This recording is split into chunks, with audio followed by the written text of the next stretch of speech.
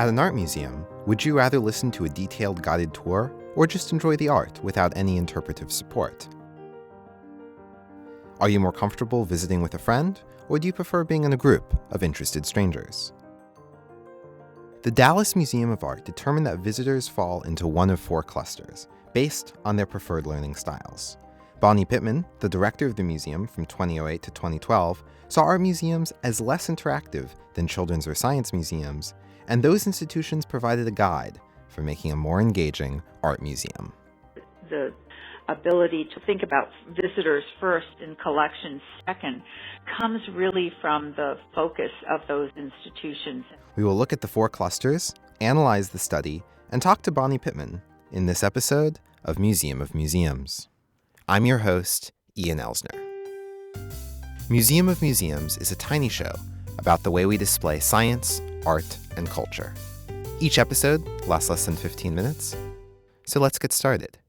The study, called The Framework for Engaging with Art, was published by Bonnie Pitman et al. In a book called To Ignite the Power of Art.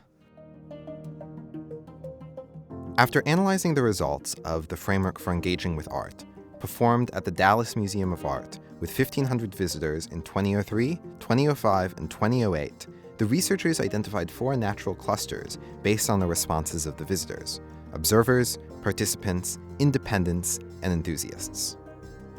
Observers, 26% of visitors, are somewhat tentative about looking at art and being in art museums. They rated the statement, "I am emotionally affected by art," lower than any other cluster. They include the highest proportion of males of any cluster. Participants, 24% of visitors, enjoy the learning and social aspects of their museum experiences. They tend to use guided tours, consult resources, and connect with the visual arts through other creative arts. They are interested in talking with others about art. Independents, 20% of visitors, are most comfortable looking at the art on their own and are least interested in being told insights about the art. They are confident explaining the meaning of a work of art to a friend. Enthusiasts, 30% of visitors, connect with art emotionally. They have a strong art background, and many have made art themselves. They frequently visit museums and seek information in all types and all formats. They include the highest proportion of females of any cluster. If you recognize yourself or someone you know in those descriptions, it is not an accident. Pitman and her team made sure that the types of categories of visitors aligned with their understanding of the visitors. One of the tests was, can you identify 3 people for each of these clusters? Not make-believe people, but 3 people you know, and describe them to us and what their interaction with the museum. And that kind of specificity, we went, oh my gosh, yeah. The first time that Pitman's team analyzed the data, it came back with 3 clusters, not 4. First run of the data came back to us, and the evaluator, Randy Korn, identified 3 clusters. And there was a 2-day meeting with the curators, educators, and marketing and development staff, and we all kept looking at this and saying, this just does not make sense for how we identify our audience.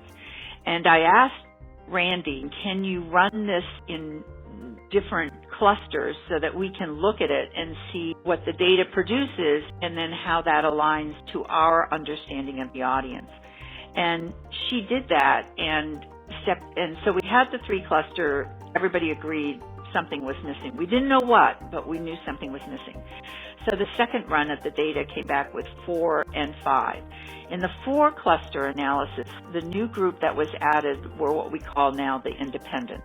When we ran them, we didn't name them right away. We just ran and sort of classified them. We had names from an earlier version of this, but we knew we had to rename them, and naming them takes a lot of time because you have to get consensus. And ultimately, the team arrived at the 4 clusters saying this is the strongest representation of who we are.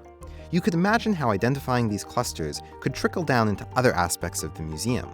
According to Pitman, it has been useful for designing programs, marketing, and allowing museum staff to speak a common language. Part of my job, you have to understand, was to create a shared language. That was what I wanted to come out of this, so that the staff whether you were a guard or in marketing or a curator or an educator, if we said independence or if we said enthusiast, you would know immediately what we were talking about because we had it all written down, but it would have deep resonant meaning, and we would create a strategy around that audience that we wanted to engage with. So that notion of we had to have a shared language was also a driving force that would inform the work of the museum. And so we picked out exhibitions when we did exhibition planning. All the curators, all the educators, all the marketing and development team are in the room at the same time. And so when we're putting things and doing the budget for that year, they had to, the curator would identify their show, and they always would say, oh, it's 25, 25, 25. You know, they always wanted to hit all the clusters thinking they would get, you know, more money and more programming. And the teams wouldn't let them do that. They'd say, are you kidding me? This is, you know, a very academic show, and we need to, you know, it's fine to have an academic show and to really focus in on one piece from the collection. But let's treat it that way and understand that we're going to the enthusiasts and the independence. And so what kind of programming would they want? What kind of marketing would they want?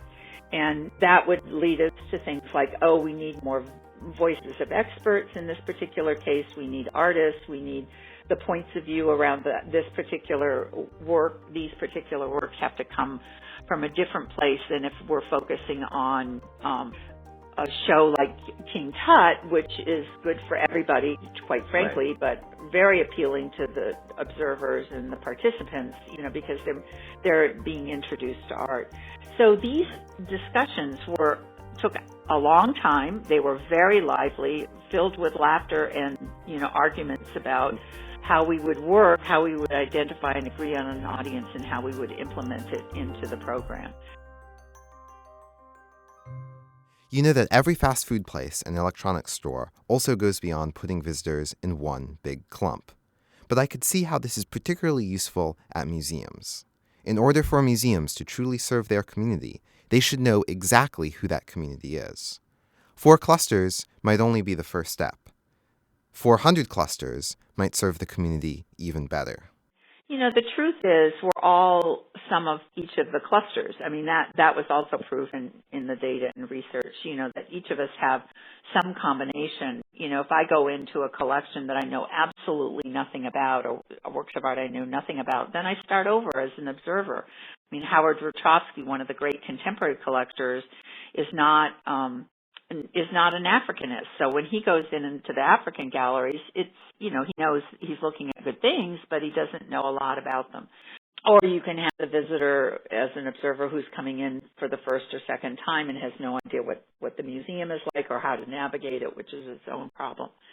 So we encouraged conversations with the floor staff and with the education staff who are out there a lot, the floor staff being the guards and the visitor services teams, and they got better and better over time about asking questions about experience.